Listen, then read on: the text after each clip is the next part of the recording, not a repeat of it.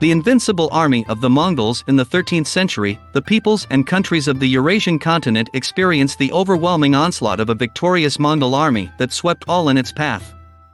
The opposing armies of the Mongols were led by meritorious and experienced commanders who fought on their own soil, protecting their families and peoples from a cruel enemy.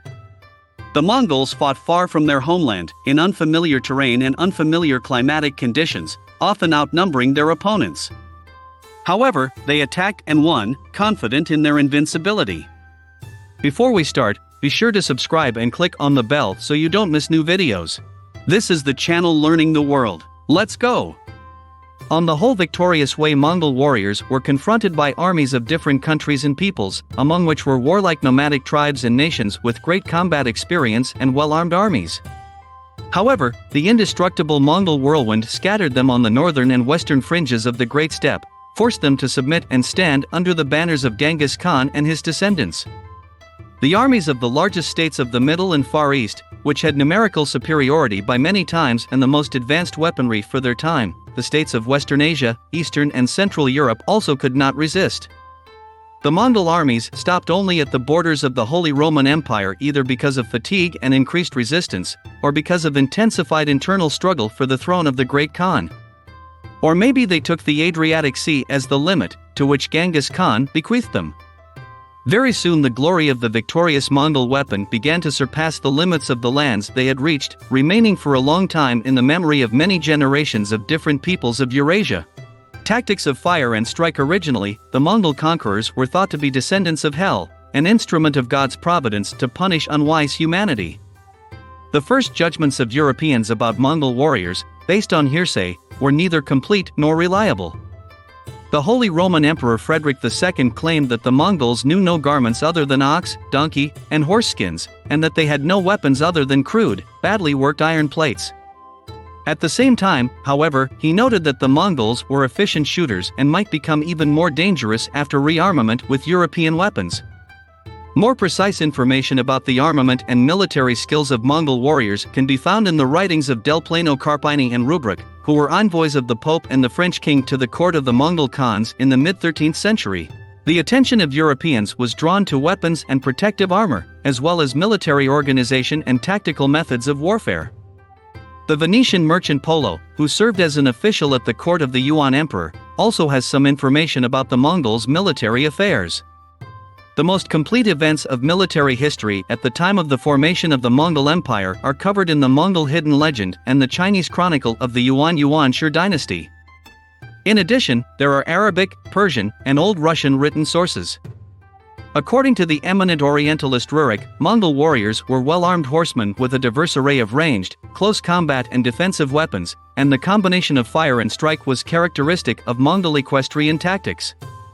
He believed that much of the military art of the Mongol cavalry was so advanced and effective that it continued to be used by commanders until the early 20th century. In recent decades, archaeologists and weapons experts have begun to actively study finds from Mongol monuments in Mongolia and Transbaikalia, as well as images of warriors on medieval Persian, Chinese, and Japanese miniatures. The researchers encountered a certain contradiction. The descriptions in the miniatures depicted Mongol warriors as well armed and equipped with armor, while the excavations of archaeological sites revealed mostly only the remains of bows and arrowheads. Other types of weapons were very rare. Experts on the history of weapons of ancient Russia, who found Mongol arrows on ruined sites, believed that the Mongol army consisted of lightly armed mounted archers who were strong with massive use of bow and arrow. Another opinion is that the Mongol army consisted of armored warriors who wore virtually impenetrable armor made of iron plates or multi-layered laminated leather. Having participated in 100 battles, I was always in the lead. The Mongol army of the reign of Genghis Khan and his successors had two main kinds of troops, heavy and light cavalry. Their ratio in the army as well as their armament changed in the course of many years of continuous wars.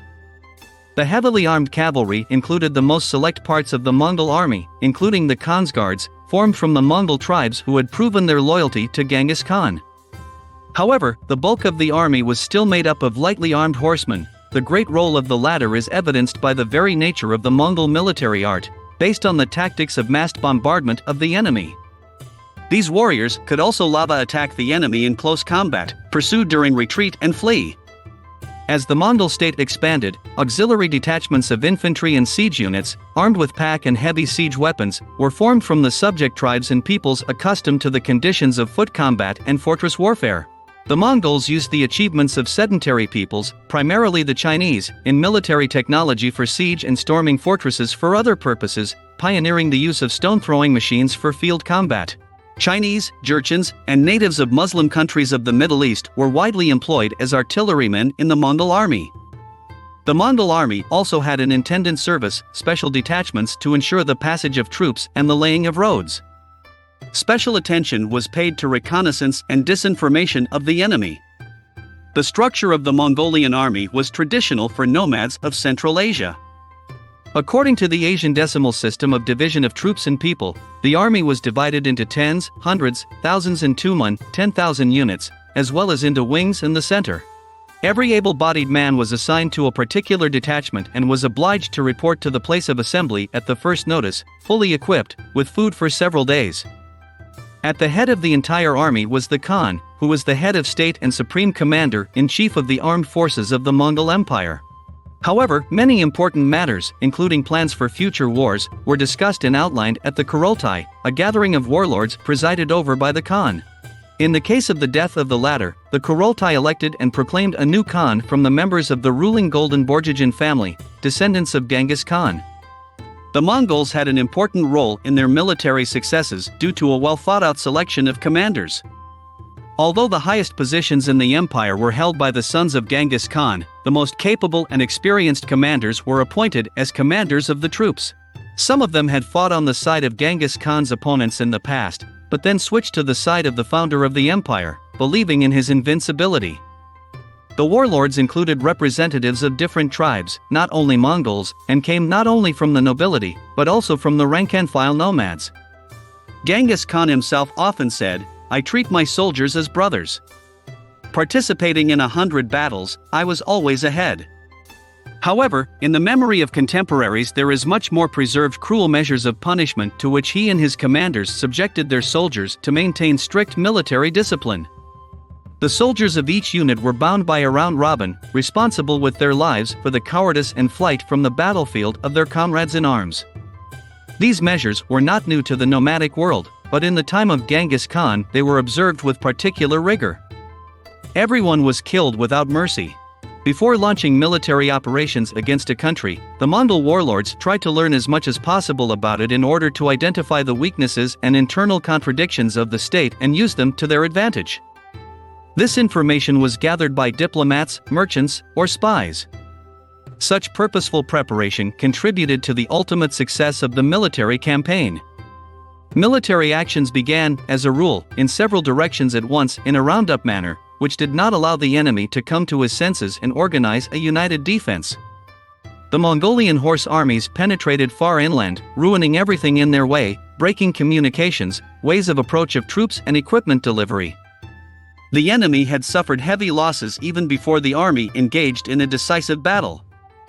Chinggis Khan convinced his commanders that during the offensive one must not stop to seize the spoils, claiming that after victory the spoils would not leave us.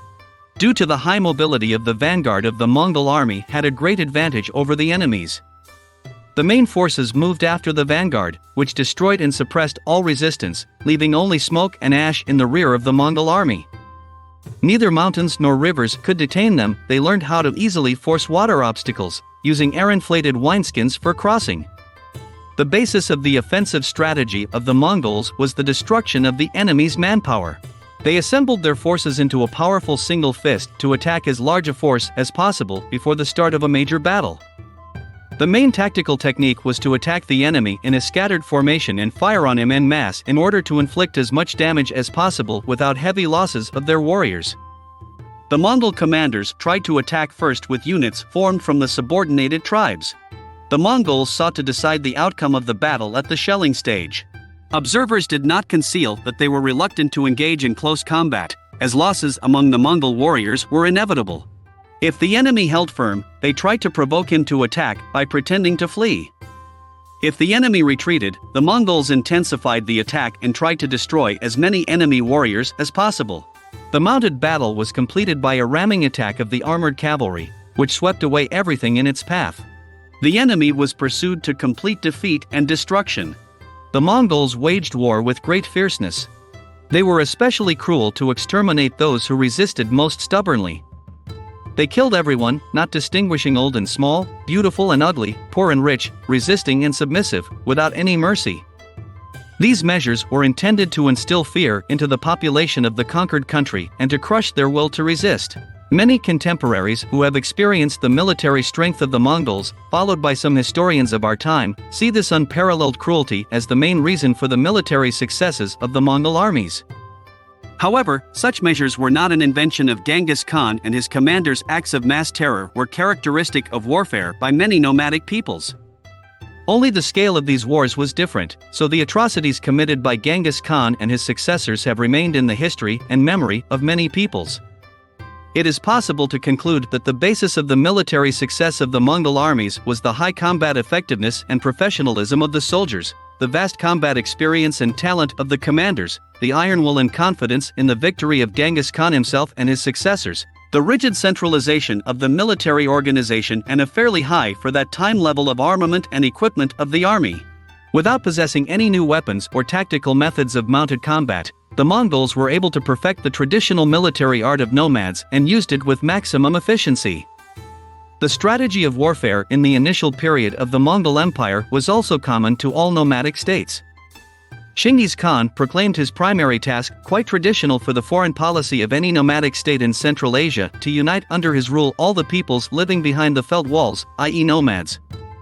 However, after that, Chinggis Khan began to put forward more and more new tasks, striving to conquer the whole world within the limits known to him. And this goal was largely achieved. The Mongol Empire was able to subdue all nomadic tribes of the steppe belt of Eurasia, conquer many sedentary agricultural states far beyond the nomadic world, which no other nomadic people had been able to do. However, the empire's human and organizational resources were not limitless. The Mongol Empire could exist only as long as its troops continued to fight and win on all fronts. But as more and more lands were conquered, the offensive impulse of the Mongol armies gradually waned. Having encountered stubborn resistance in Eastern and Central Europe, the Middle East and Japan, the Mongol Khans were forced to abandon their ambitious plans for world domination. The Chinggisids, who ruled the Sepradulus of a once united empire, eventually became embroiled in internecine wars and fragmented it into separate pieces, and then lost their military and political power altogether. The idea of Chinggis Khan's world domination remained an unfulfilled dream. That's all for today. If you liked the video, put a like and don't forget to subscribe. Bye everyone.